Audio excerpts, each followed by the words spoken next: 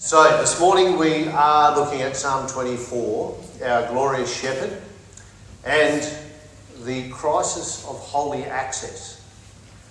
Strange title, you might think. I was quite challenged when I read this psalm. Now, previously, when I spoke, we talked, and you would have heard me say, we began looking at this biblical sandwich across three distinct psalms, which was Psalm 22, and 23. So, firstly, why do we call it a biblical sandwich? Because the psalms fit together in a layer. They are nutritious, I'll give it spiritually, but they are three distinct layers that fit together. And we looked at Psalm 22 first, where we met our Lord and suffering shepherd. And then we looked at Psalm 23, experiencing him as the good shepherd. And then we looked at Psalm 24, which we'll look at Psalm 24 today. And we'll look at our glorious shepherd and the crisis of holy access. Now, let's just set the scene here. Before we do that, I think it's good to look at the world we live in a little bit. The world we live in relation to this topic is obsessed with ownership and access. I could tell you a story about someone who had difficulty with access this morning, but we'll come back to that later maybe. But it is obsessed with access. And home ownership gives us security, doesn't it? And you see in the news all the time, young people don't have the access anymore to own their own home. And this is not to diminish that, but we want to own our own home and we want that security. And we want to build high fences around our properties. And I guess at a smaller level, if we're looking at this, we like to secure our digital identities with complex passwords and facial recognition. And if you try and go into a government building, let's say a police station, and you try and go behind the counter, you will be met with a authorised personnel only sign. And so, in our culture today, I think the message is quite clear that if you don't own this, then you don't have access. And I think humanity itself has actually wrestled with a much grander version of this question. So for non-Christians, perhaps this may be more specific, or new Christians, but when we are out and about, maybe you're out in the countryside like I like to do, and you're looking out at the vast universe and you see the beautiful stars, and then you have a look into your soul and you find yourself asking maybe a question like this: who runs this place? Who runs this place? Now, the world offers some theories on that, right? I'm the guy third from the left.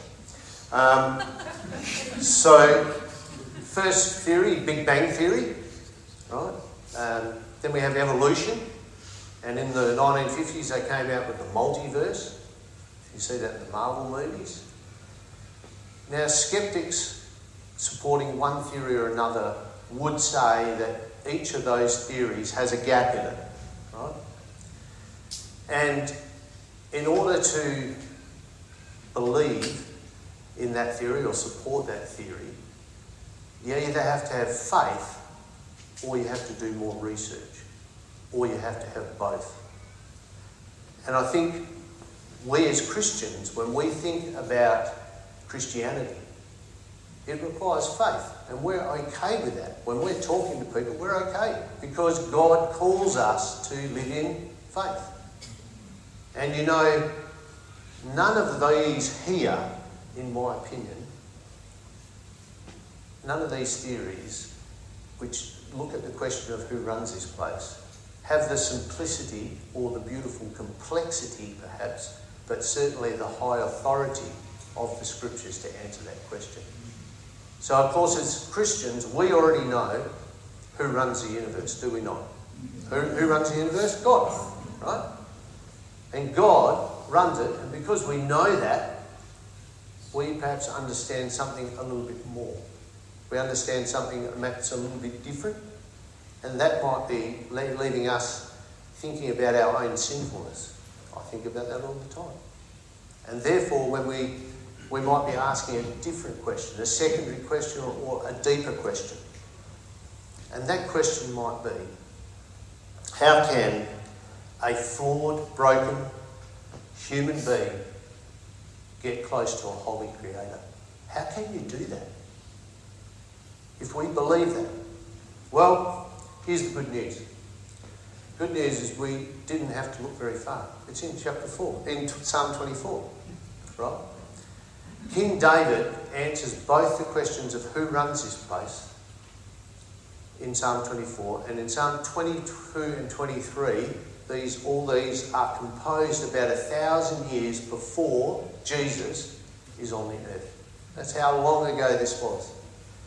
And King David, in these Psalms, is reflecting on his time not just as a shepherd, but he's also a king. So in Psalm 24, we're looking at him as a king today. And we're looking at it from both two aspects. We're looking at this psalm from a historic aspect, and then we're looking at it from a prophetic aspect, right? From the prophecy side.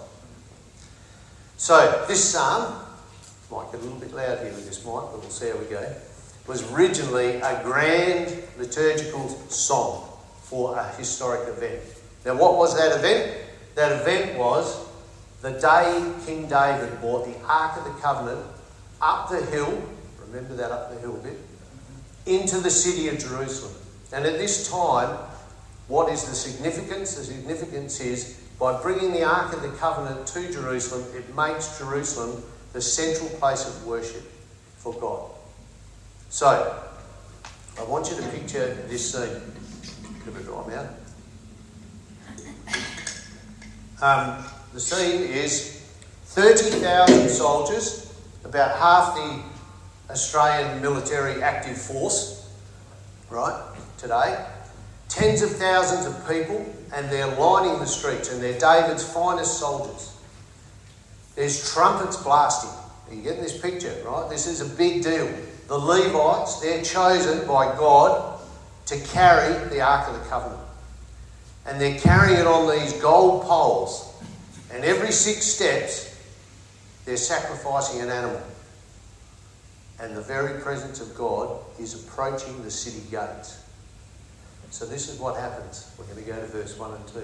King David begins this processional song answering the first question. Now my imagination of this is he's calling this out to the people, or someone is. And he says, "The earth is the Lord's and everything in it, the world and all who live in it. For he founded it on the seas and he established it on the waters." Did you get that, right? There's the answer. Our culture constantly argues over ownership. We sign deeds, title deeds for land, for houses, for cars, whatever it is. We fight over borders. We argue over land rights, who was here first, who wasn't. And even in the most simple form of ownership, we fight over copyright and intellectual property, right? So they're just some of the things we fight over. But Scripture cuts through the noise, and it declares that God is the ultimate landlord. Why? If he's the ultimate landlord, what does that make us? It makes us tenants. It makes us stewards, right, of all that is his, because he made it, and he made it from scratch. He doesn't just rule the universe. He owns it, because he built it from scratch. So that means every mountain, every ocean, every digital network, every single human being, every heart of that human being belongs to him. There's actually no corner that is actually off limits to God's authority, because he is the sovereign creator. We believe that, right? That is who he is. And you see, if you're the people back then, it creates this big issue, because if God is sovereign creator, how do we get access, right? If we believe God owns everything and we hold to that truth and that he is entirely holy, then how do we get to him? So David makes this shift in the psalm, and he moves from that first reference of the land, the sea, the cosmos and all of that. He moves from that and he moves to a different metaphor. He moves to the mountain of God. And he says, "Who may ascend the mountain of the Lord? Who may stand in this holy place?" So he made this declaration up front of who created the earth, and now he's saying, "And who may ascend that mountain? And who may stand in this holy place?" So what that is it's like the ultimate security checkpoint for the people of that time. And David then goes on to answer his question from verse 3, and he goes through 4 and 6. We're going to spend a bit of time here on this one. Got a couple of hours. David answers his own question, right, by laying out this really impossible standard in verse 4 and 6, right? And if you go back in Psalm 15, which we're going to look at, you'll see it as well. So let's have a look. David, in verses 4 to 6, what does it say? It says, pretty much, he demands clean hands and a pure heart. So clean hands is not like wash your hands, Jeffrey. Like it is a life of moral integrity. These are high standards. And a pure heart is your inward motive. So if you're serving with your hands, it's the inward motive that is driving that serving. It requires a life entirely free of falsehood, of idolatry and deceit. In Psalm 15, 2-5, on the right, it looks at this checklist. And it says those with clean hands, they can come before God. It demands blameless conduct. It speaks about people who speak absolute truth from the heart, zero slander on the tongue, doing no harm to your neighbour, and keeping promises even when it hurts. That is huge. That is like really big. And so, for the people of David's day reading that, I reckon they would have gone, access denied. Because I don't know anybody back then or now that would have got that, right? And so maybe that feels hopeless at this point. When I was reading, I thought, we're cooked. But then, let's go back and look at the historical context for these people at this time first in order to see what it says to us. So, firstly,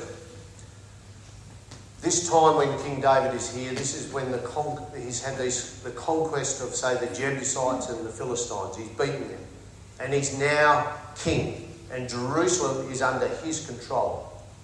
And the military victories that he has enjoyed along the way, they've paved the way for King David to establish Jerusalem as the holy city. He is the ruler.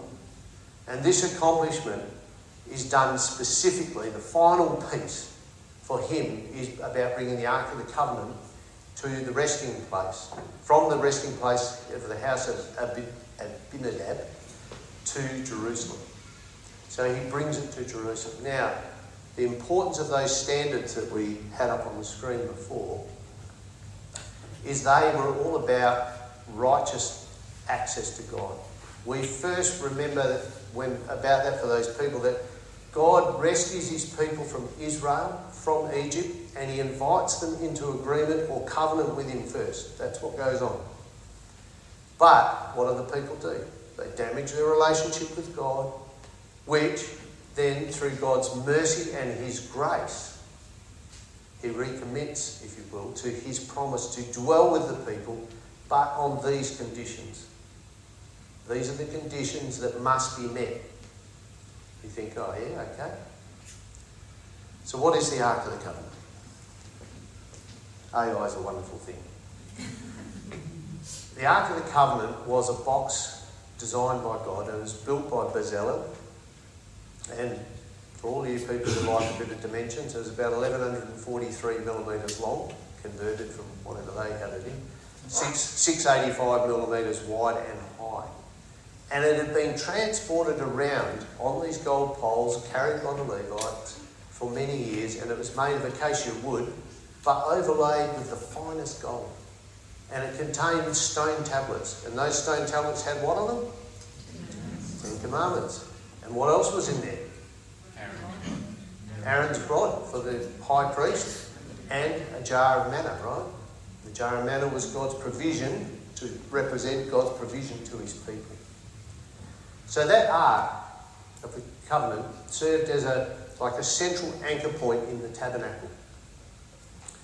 And it is where God dwelt with his people in a place called the Holies of Holies. And he appeared to them between the two gold cherubim which faced each other on the lid. They were mounted on the lid, and that lid was called the mercy seat. We sing songs with God's mercy seat in it, right? Now God dwelt in the Holy of Holies with his people via the high priest. And that Ark of the Covenant,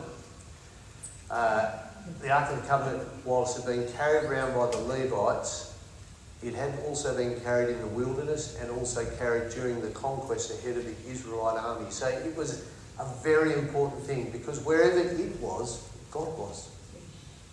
But he did that via this standard. So the people could worship God via the high priest. They could do that. But the standards for entry into that area, the Holy of Holies, that had a very high standard for the high priest to go in. And in this case, it was Aaron, Moses' elder brother. Now, the people also had to meet a standard or a criteria for their sacrifices. They couldn't just bring them and say, that's my best lamb. They had to go through this process. And those sacrifices were brought to the high priest.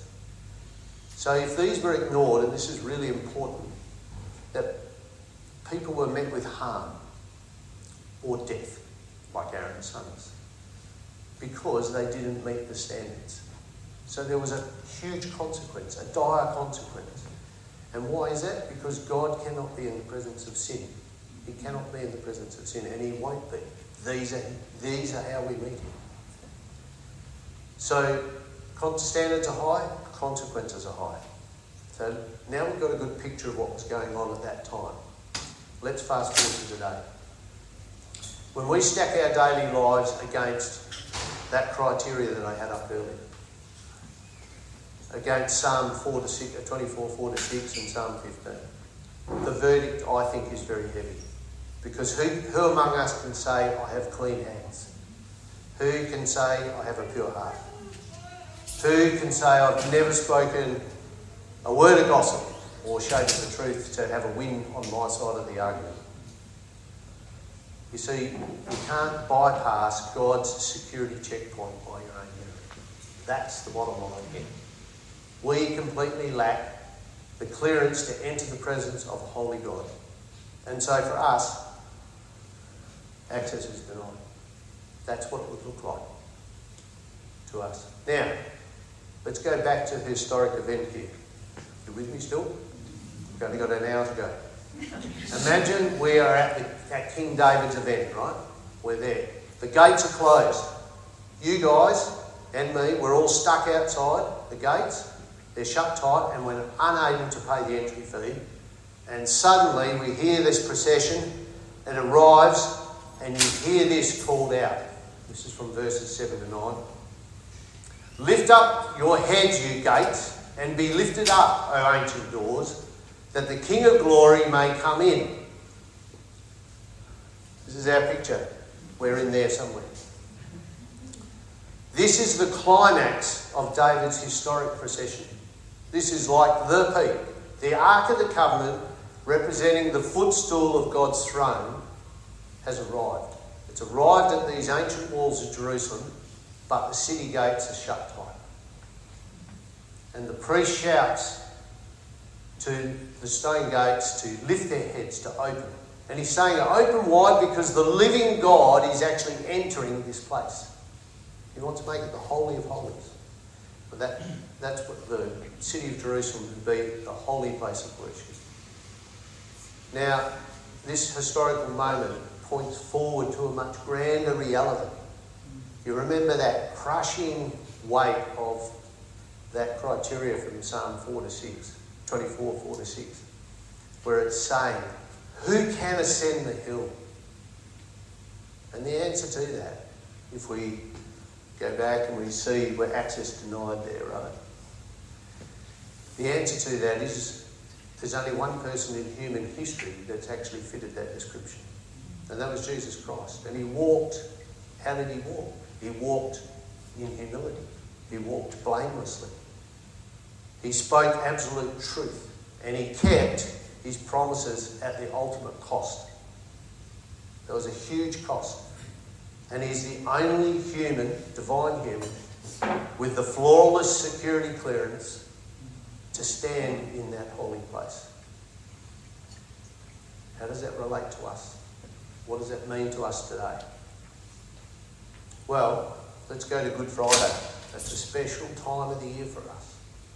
On Good Friday, our suffering shepherd of Psalm 22 took our clean hands and our deceptive hearts to the cross and paid for our disqualification.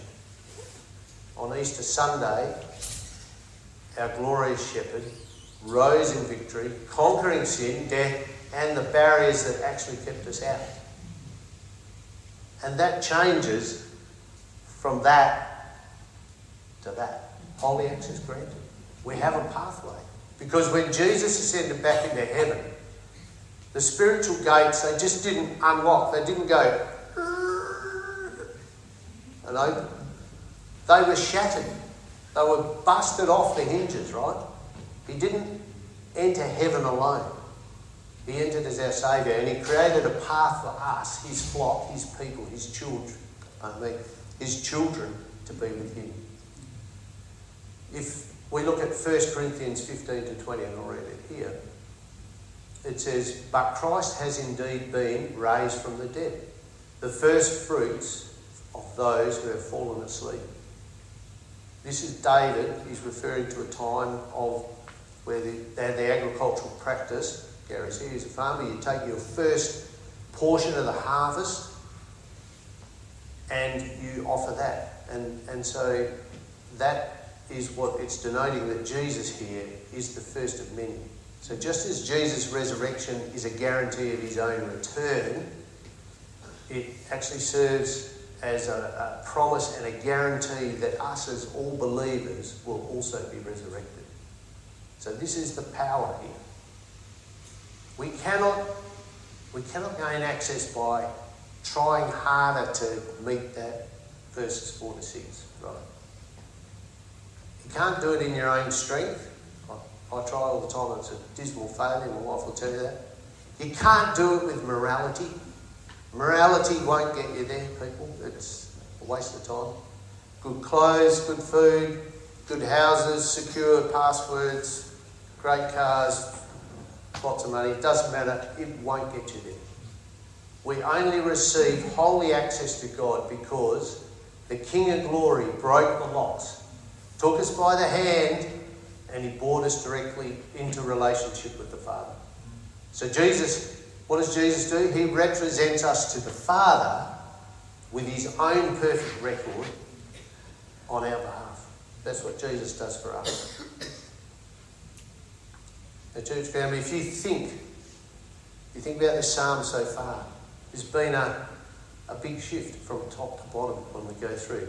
We started looking at who created the earth, and then we looked at the ancient walls of Jerusalem, and then we moved to watching these gates lift up to let the Ark of the Covenant pass through. And then we have just looked now at the heavenly gates, watching Jesus, our glorious shepherd. He marches through the doors of eternity, and he clears a path for flawed, broken people like you and I. And he clears that. Why does he do it? So that we have holy access, that we can enter into relationship with him. Now I got to the end of the psalm and I thought, is that it? And I thought, no, it is not it. Because you notice something fascinating how this psalm concludes. The song, it isn't just ending with a declaration in verse 10 that he is the King of Glory or the gates of heaven are wide open. I believe it ends forcing us to look at the gates right here in this room. That's what it does. Because the ultimate question of Psalm 24 isn't, will the gates of heaven open for Jesus? They already did. So that is not the question, right? What is the question? The question is, will the gates of your heart open for him? That's the question at the end of the psalm. We secure our lives with high fences. We have our locked doors and we have our digital networks. We hold things close. And why do we do that? Because we don't want to be hurt. We don't want to be ripped off. We want to maintain control. We don't want to suffer anxiety or depression or whatever it is. But Jesus, he is not a thief looking to break into your life and steal or harm you. He is the ultimate landlord, if you will. And we are his tenants living under his blessing. And he was nailed to the cross for you. The biblical sandwich that I talked about, if we just summarise that, it is the suffering shepherd of Psalm 22 goes up that hill that we talked about. He's nailed to the cross and he pays that entry for you. In Psalm 23, if you're wondering, like, how do I do my life? Well, the shepherd is there guiding you in Psalm 23. And then we have this glorious shepherd standing in Psalm 24. What is the shepherd doing? This glorious shepherd is standing at the door of your heart today knocking. And he's calling you. And Jesus said in Matthew 7 to 8, he said, ask and it will be given to you. Seek and you will find. Knock and the door will be open to you. For everyone who asks receives, and the one who seeks finds. And to the one who knocks, the door will be open. Now when you hear that, lift up your heads, you gates. I didn't explain the metaphor of gates, but it's a metaphor about the heart. Lifting up your heads, you gates, means willingly submitting your life and removing any resistance to make total room for Jesus. Because Jesus doesn't want to be a part of your life. He wants to be your life. Right? That's the call. And so he wants you to make room for the King of Glory to enter. So don't keep your personal gates locked. Open them wide. Break the hinges off. Chuck the gates away. Lay your burdens down at the cross. That's what you can do. And you know then that the one who suffered for you, the one who guides you, the one who protects you, he's the one who is there because he's the glorious shepherd of love. He's the one of mercy and grace.